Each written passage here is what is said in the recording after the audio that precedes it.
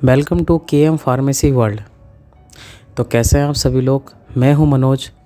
तो आज हम डिस्कस करने जा रहे हैं माइक्रोबायोलॉजी सब्जेक्ट का यूनिट 1। ये है वीडियो का पार्ट 2। तो आज हम डिस्कस करेंगे external structure of bacteria cell. तो इस टॉपिक को हम बहुत ही आसानी तरीके से समझने की कोशिश करेंगे। तो चलिए शुरू करते हैं। External structure of bacteria cell के अंदर आते हैं capsule, cell wall, flagella and pili और फिम्ब्रिल। तो इन चारों टॉपिकों को हम बहुत ही आसानी तरीके से समझने की कोशिश करेंगे। तो चलिए बात करते हैं फर्स्ट कैप्सूल की। तो इस डायग्राम में हम देखते हैं जो हमारी ग्रीन कलर की जो लेयर दिख रही है इसे हम क्या कहते हैं, कैप्सूल कहते हैं। It is the outer most layer of the bacteria. तो ये बैक्टीरिया की क्या है, आउटर मोस्ट लेयर यानी सबसे ऊपरी वाली परत है। It has fatal property of bacteria that cause disease. तो इसकी जो फैटल प्रॉपर्टी होती है वो क्या कॉज करती है, डिजीज़ कॉज करती है। फैटल प्रॉपर्टी माने नुकसान देने वाले जो गुण हैं, ये कैप्सूल है। तो ये क्या कॉज करती है, डिजीज़ कॉज करती है। कैप्सूल जो बना होता है उसमें क्या होता है आपका 98% वाटर होता है और ग्लाइकोप्रोटीन क्या होता है आपका 2%। तो ये दोनों आपके इसमें प्रेजेंट होते हैं, कैप्सूल के अंदर प्रेजेंट होता है। Sugar coat is amorphous organic exopolymers. तो ये क्या होती है, एक्सोपॉलीमर्स होती है। ऑर्गेनिक एक्सोपॉलीमर ऑर्गेनिक मैटर का बना होता है। एक्सोपॉलीमर का मतलब बाहर, एक्सो का मतलब होता है बाहर की ओर, और शुगर कोट की बनी होती है। एंड बात करते हैं it is provide protection the bacteria. तो जाहिर सी बात है जब आउटर मोस्ट लेयर है तो प्रोटेक्शन प्रोवाइड यही करता है। Stop the phagocytosis. तो ये जो कैप्सूल है बैक्टीरिया का, ये क्या करता है, फैगोसाइटोसिस होने से बचाता है। तो चलिए जानते हैं फैगोसाइटोसिस होता क्या है। तो इस स्ट्रक्चर में देखते हैं, जब कोई बैक्टीरिया हमारे बॉडी में एंटर करता है तो हमारा इम्यून सिस्टम क्या करता है, इसके अंदर इम्यून सिस्टम के अंदर WBC, न्यूट्रोफिल्स ये सब होते हैं। तो ये क्या करते हैं, उस बैक्टीरिया को क्या करते हैं, इनगल्फ कर देते हैं। तो इसी प्रोसेस को हम क्या कहते हैं, फैगोसाइटोसिस। तो चलिए इसका छोटा सा डेफिनेशन लिख लेते हैं। Stop bacteria engulfing from microphages. Capsule is rigid and flexible. तो कैप्सूल क्या है, बहुत ही मजबूत है और फ्लेक्सिबल भी है। Polymer composed of polysaccharide, polypeptide और बोथ।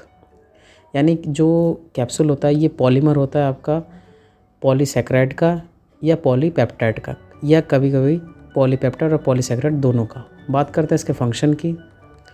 तो फंक्शन में देखते हैं, मेनली फंक्शन जो इसका होता है वो होता है आपका प्रोटेक्शन, क्योंकि जाहिर सी बात है ये आउटर मोस्ट लेयर है तो फंक्शन प्रोटेक्शन ही होगा। फिर बाद में साथ ही साथ अगर प्रोटेक्ट करता है लैक्टिक एंजाइम से। अब आप सोच रहे हैं लैक्टिक एंजाइम क्या होता है। तो लैक्टिक एंजाइम जो है ये ऐसा एंजाइम होता है जो बैक्टीरिया के वॉल को तोड़ देता है, बैक्टीरिया को हार्म पहुंचाता है। तो उसको से भी ये प्रोटेक्ट करता है। साथ ही साथ प्रोटेक्शन करता है फैगोसाइटोसिस, जैसा कि मैंने ऊपर समझाया था। एंड बात करते हैं लास्ट फंक्शन की, help attachment to surface area. तो ये सरफेस एरिया में अटैच होने के लिए क्या करता है, हेल्प करता है। तो बात करते हैं हम नेक्स्ट सेल वॉल की। तो इस डायग्राम में देखते हैं सेल वॉल का पोजीशन। तो सेल वॉल आपका कैप्सूल के जस्ट नीचे होता है। येलो कलर की जो लाइनिंग है ये हमारी क्या है, सेल वॉल है, और इसके नीचे है cytoplasm membrane. Cell wall is a rigid structure compare than capsule. तो सेल वॉल क्या होता है कि आपका मजबूत स्ट्रक्चर होता है किसकी कंपेयर में, कैप्सूल की कंपेयर में। और कैप्सूल हमने जो फर्स्ट में पढ़ा था, which give defined shape to cell, bacteria cell. तो ये बैक्टीरिया सेल को क्या करता है, एक आकार प्रदान करता है। Situated between capsule and cytoplasm membrane. तो मैंने जैसे कि स्ट्रक्चर में बताया था कि सबसे पहले कैप्सूल होता है, उसके बाद आपका सेल वॉल होती है, फिर आपका साइटोप्लाज्म मेम्ब्रेन होता है। तो कैप्सूल और साइटोप्लाज्म मेम्ब्रेन के बीच में आपका क्या होता है, cell wall. It is about 10 to 20 nanometre in thickness. तो इसकी जो थिकनेस है वो कितनी होती है, 10 से 20 के बीच में होती है। It is made up of peptidoglycan, जिसे हम कहते हैं म्यूरिन। तो ये किसकी बनी होती है? पेप्टाइडोग्लाइकॉन की। ये पेप्टाइडोग्लाइकॉन वर्ड बार बार आएगा, इसे अच्छे से देख लीजिए, पेप्टाइडोग्लाइकॉन। तो बात करते हैं हम पेप्टाइडोग्लाइकॉन की कि ये क्या होता है। तो peptidoglycan consist of repeating disaccharide attached by polypeptide. और पॉलीपेप्टाइड को हम क्या कहते हैं? Diaminopimelic acid.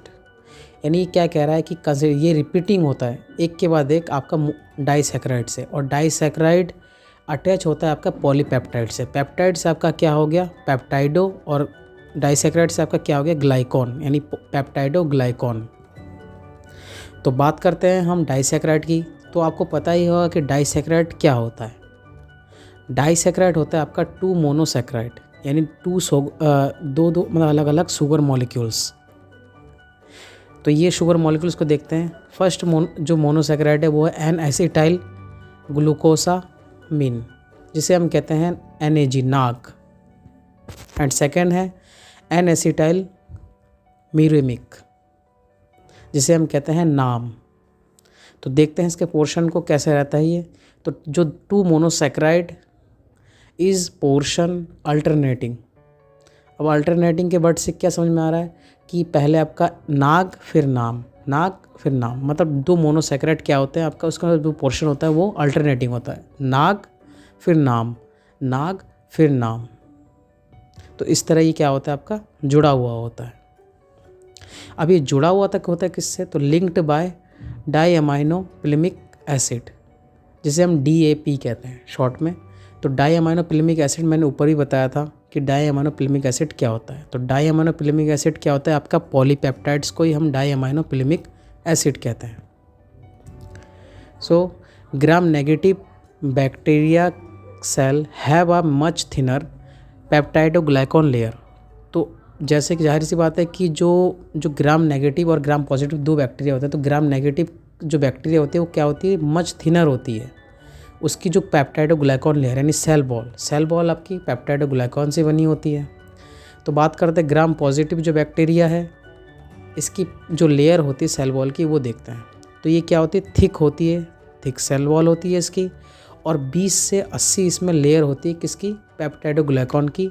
Percent की बात करें तो 50 से 90% इसमें पेप्टाइडोग्लाइकॉन की लेयर पाई जाती है।